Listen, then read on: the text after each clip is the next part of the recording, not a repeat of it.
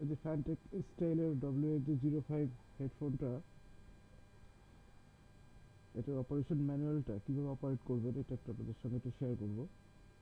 উপরের যে বাটনটা এটা হচ্ছে প্লাস অর্থাৎ ভলিউম বাড়ানোর জন্য, নিচেরটা মাইনাস ভলিউম কমানোর জন্য, মাঝখানেরটা হচ্ছে পাওয়ার বাটন, এটা দিয়ে হেডফোনটা অন করতে হয়। এটা দুইবার প্রেস করলে, যেমন এটা এখন ব্লুটুথ মোডে পেয়ার্ড অবস্থা আছে, এটা দুইবার প্রেস করলে এটা ডঙ্গল মোডে চলে গেছে। এই যে দুইবার প্রেস করলে আবার ব্লুটুথ মোডে চলে আসবে।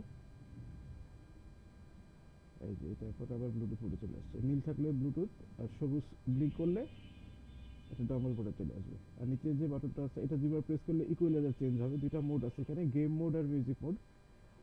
আমার কাছে গেম মোডটা বেশি ভালো লাগছে, মিউজিক মোডে একটু বেসটা একটু বেশি বেড়ে যায়।